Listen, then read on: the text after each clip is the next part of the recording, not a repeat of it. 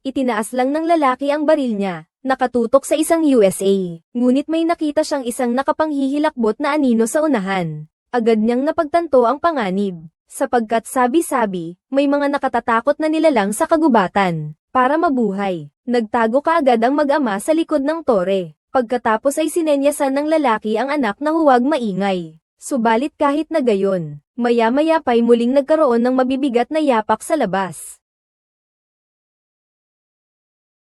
Agad na itinutok ng lalaki ang baril sa pinanggagalingan ng tunog, dahil ito ang kauna-unahang pagkakataon sa 20 taon niyang pangangaso na makasalubong niya ang isang halimaw. Likas na ang takot sa hindi niya alam. Nang mga oras na iyon ay puno ng nakakakilabot at nakakapanghinang tensyon ang hangin. Para bang anumang oras ay sisirain na ng halimaw ang pinto. Habang naghahanda na ang lalaki na makipaglaban ng habang buhay sa halimaw, ay bigla na lamang umalis ang halimaw sa labas ng hindi malamang dahilan. Hanggang sa tuluyan ng tumahimik sa labas. Dahan-dahan nang ang tumayo ang lalaki at tumingin-tingin sa paligid. Ngunit, punong-puno na pala ng mga gasgas ang mga kahoy na tabla sa labas.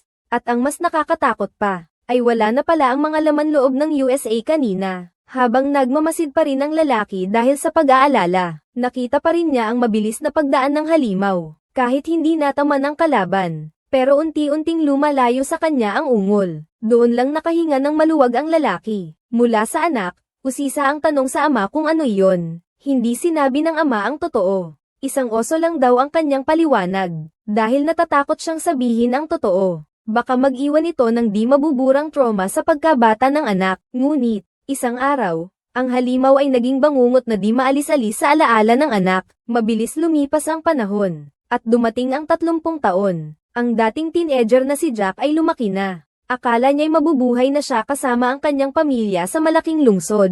Ngunit isang email ang muling nagbalik sa kanya sa maliit nilang bahay sa kagubatan noong siya'y bata pa. Namatay na pala ang matandang ama ni Jack, kaya naman, isinama niya ang kanyang asawa at anak at umuwi sila ng bakasyon. Habang papunta sila sa bundok, nakasalubong ni Jack ang isang matandang kapitbahay na matagal na niyang hindi nakikita. Nang malaman niyang ang kapitbahay ay pauwi na rin sa bundok, agad na inalok ni Jack na isakay ito. Ngunit sa di inaasahang pagkakataon, may nangyaring aksidente.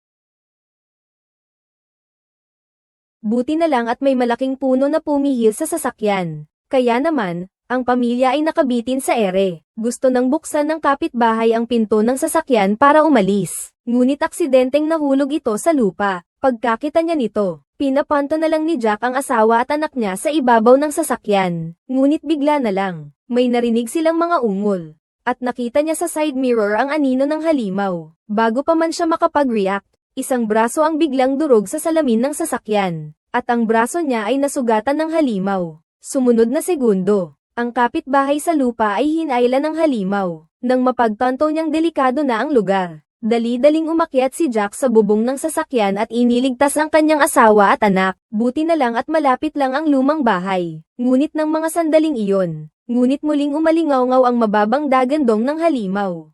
Umuwi na tayo, para mabuhay. Ang buong pamilya ay nagmamadaling tumakas. Bago pa man sila maabyutan ng halimaw, nagtago sila sa loob ng bahay. Ngunit ang halimaw ay nasa mismong pintuan na ng bahay. Nang marinig nila ang mabilis at malakas na pagkatok sa labas, ang buong pamilya ay nanginig sa takot. Buti na lang at nagsilbing panangga ni Jack ang katawan niya sa pinto, kaya naibukod ang halimaw sa labas. Nang tuluyan ng manahimik sa labas, dahan-dahan siyang pumunta sa silong ng bahay nila Jack, at nahanap ang diesel generator ng kanyang ama, at nagkaroon na ng ilaw ang bahay. Kahit pansamantala nang nalutas ang krisis, alam ni Jack na babalik pa ang halimaw. Kaya para maiwasan ang trahedya, inilayo niya ang aparador sa may pintuan ng kwarto. Akala niya'y ligtas na ang pamilya niya. Ngunit, ng mga oras na iyon, ang sugat sa braso ni Jack ay naimpeksyon na ng mutated virus. Habang naghahanda siyang matulog ng gabi, nagsimulang malagas ang buhok niya ng buo-buo. Ang mas nakakatakot pa, nagiging malabo na rin ang paningin niya. Mabuti na lang at nakikita pa niya ang mukha ng asawa niya. Dahil dito, sinikap ni Jack na kontrolin ang kanyang emosyon. Pero napansin na ng asawa niya ang dugo sa braso niya. Di inaasahan, nang maamoy ni Jack ang dugo, bigla siyang napatayo ng hindi mapigilan.